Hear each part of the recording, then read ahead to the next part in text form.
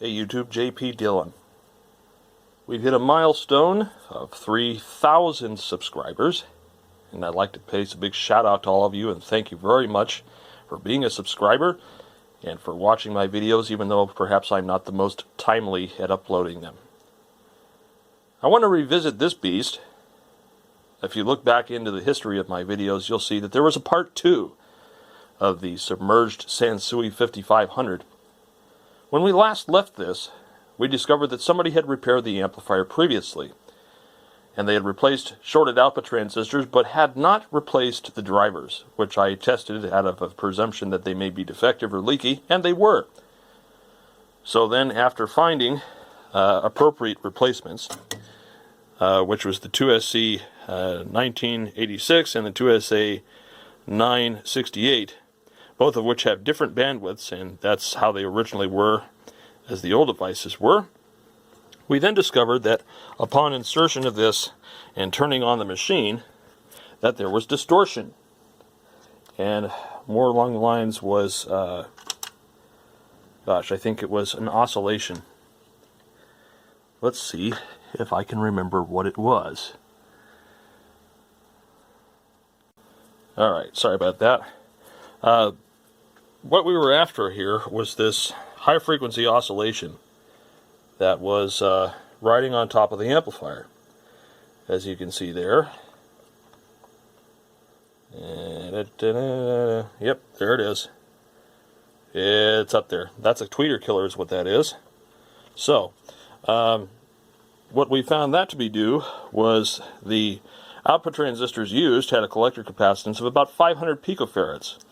They used the NTE284. The original device was a 2SE1116, which has a collector capacitance of about 170 picofarads, somewhere around that range, so much less. So it took me a long time to find a set that weren't counterfeit, and I ended up scrapping them out of a dead Kenwood unit, but as you can see, here they are.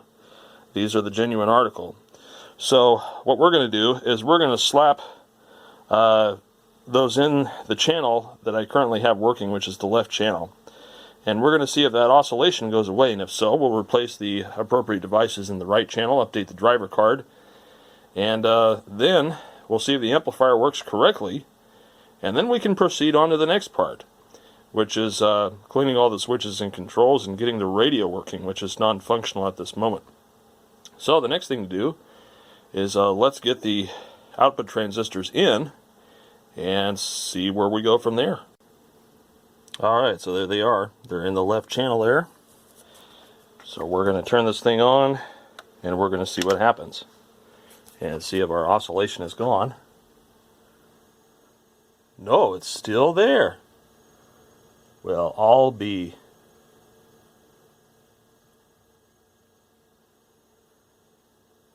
Gosh, I would have thought that would have cured it. But now it's only occurring at clipping.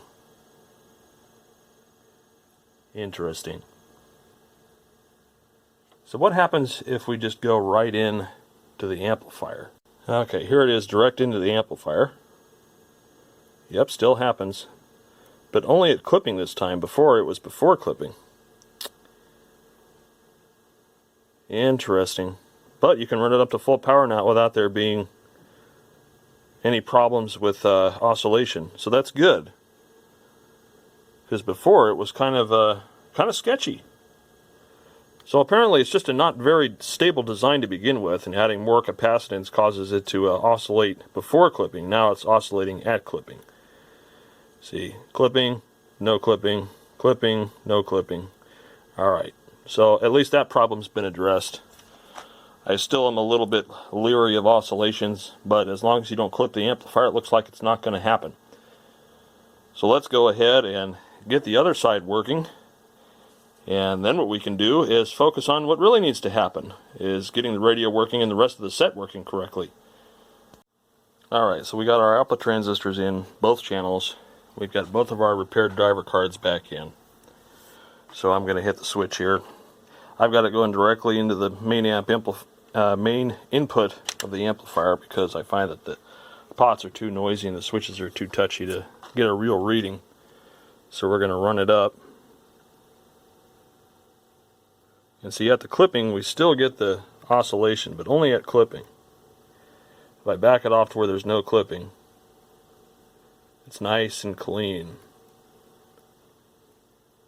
Go up and down in frequency, and that appears to be the same. You can hear it singing. There's 10, 12. Pretty linear. Wow. It's pretty linear up to 50 kilohertz. And it starts to roll off a little bit. Impressive. It's doing good. So I would say that the amplifier is good to go. And that's 2176. It's about 60 watts a channel. So cool. So the next thing we're going to do is we're going to clean all the pots and switches because they're obviously needing it. And then we'll look at the power supply for the tuner and make sure that that's working correctly, and then we'll see if we can troubleshoot the tuner too. Okay, so we've got the front panel off and the bottom off. And everybody was kind of ribbing me when I said this thing wasn't submerged, it was just damp. Oh no. No. It was submerged. You can tell the water intrusion there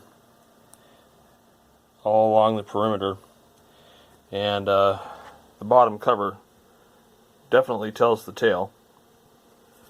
All the screws were rusted.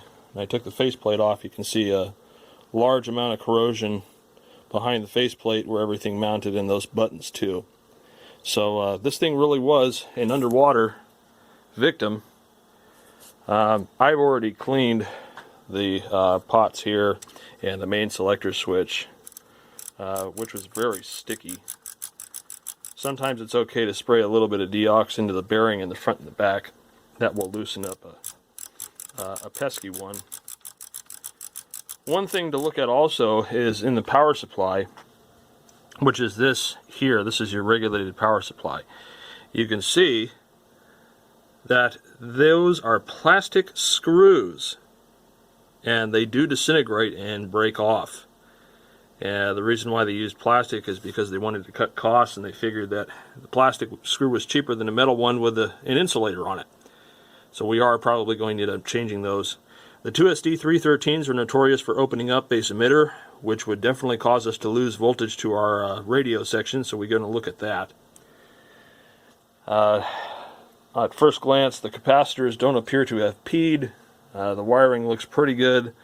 This has the 2SC871s in the phono preamp instead of the 2SC2240s, so I probably won't have to change those. They're pretty reliable.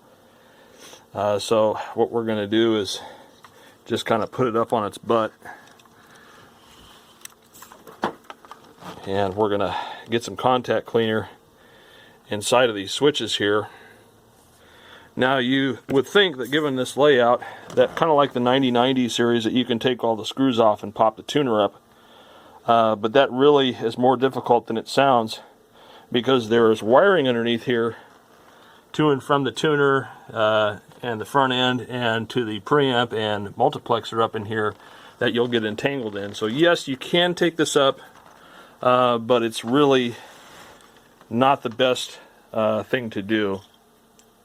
So I'm going to get some contact cleaner into all of these, and then what we'll do is turn it back on and see how it performs and do our power supply checks. Alright, so we got all of our switches and controls cleaned up. Let's turn it on and see how it behaves now. Turn speakers A on. Let's see.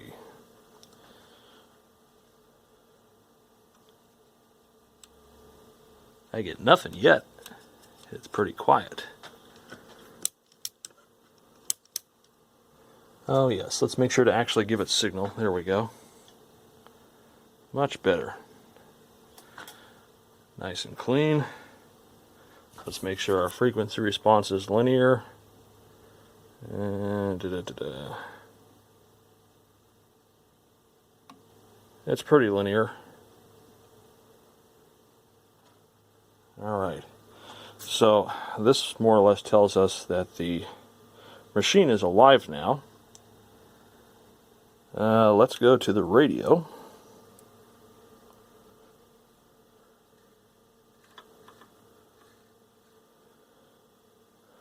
And let's crank up our signal here. And let's see if we can get it to pull in anything. Let's see, where's our muting off? That should be it. And it actually looks like we have FM. Oscillator's a little off. That's supposed to be 98.5, it's reading 98.1. Dirty switch, huh? And it looks like the detector is pretty symmetrical. Let's turn down the signal and see what happens. It just gets lower and lower. Interesting. Normally you just see static there, but it just flatlines, and it's not very sensitive. I'm having to dump in a good 30,000 microvolts in order to get a reasonable line signal. So the sensitivity obviously sucks. And our FM stereo is not engaging. Yeah, so there's still a lack of sensitivity there. Now that could be due to the water intrusion, moisture, and the like. And here's your FM board. They have a very simple IF strip with just transistors and matched filters here. Here's your detector. Actually, these are probably your detector, and this is your meter display. This is your monolithic IC, which is, let's take a look at what is that. Yeah, it's hard to say.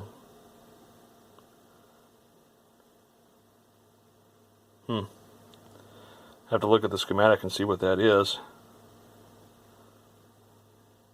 But, you know, there it is. We do have functionality. So let's check our power supply voltages real quick and make sure they're all there. Okay, so here's our regulators. We're going to come over here. Minus 42 volts. Plus 42 volts, essentially. It's symmetrical. Fancy. Yet we have a single-ended amplifier, which doesn't make much sense to me. Alright, so we got 42 coming into this one. We got minus 32 going out. We got 36 coming into this one. And 23 going out. We got 27 going into this one. And 12 going out. So this one here is for your radio, which is functioning.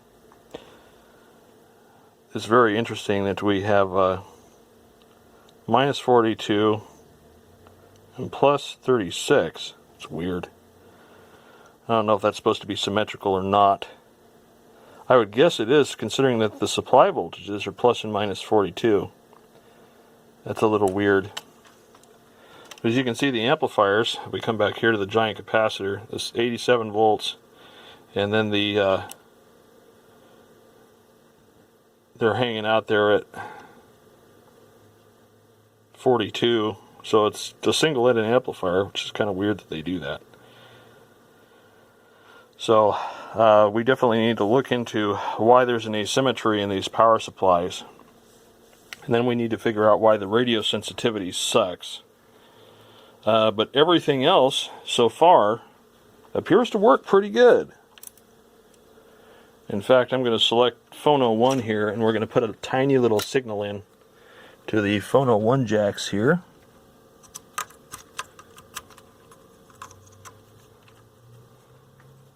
And let's make sure that's secure. And there's our phono stage, there's our compensation for the RIAA, so that looks good. And it's actually a pretty quiet phono stage. Let's turn the signal all the way down. That's at maximum volume. You got a little bit of 60 cycle hum there, but wow, that's a pretty quiet phono stage. So this was a fairly fancy thing. So here's where we're at. We got the amplifier working. We got all the pots and switches cleaned. We've got some asymmetry here in the power supplies. Why we've got a minus 32 volt regulator and a plus 23 volt regulator, that's probably not right. I don't think that's right, especially since we have minus 42 coming in and minus 36 going out. So there could be something wrong with that device, which is the famous 2SD313, or something behind it. But basically this whole section, this regulator needs to come out. And then once we get the power supply and we verify that that's okay, then we'll work on the radio. But I don't want to do any work on the radio until I know that the power supplies are good. So really, I need to find some kind of schematic diagram for this thing and see what those regulators are supposed to be, because that just doesn't seem right to me. Especially since they've got plus and minus 42 supply going in, but it's non-symmetrical coming out. The radio one's the only one that seems to be okay. So, yeah. But anyways, so this has been part 3 of the submerged Sanusi 5500. And we'll get a part 4 out to you pretty soon. I'm going to find some service literature, and we're going to see what we can do to get this thing working properly. And then we'll, once that's done, we'll clean the rest of it up and make it look pretty. Thanks for watching, and thanks for being a subscriber. More stuff to come soon.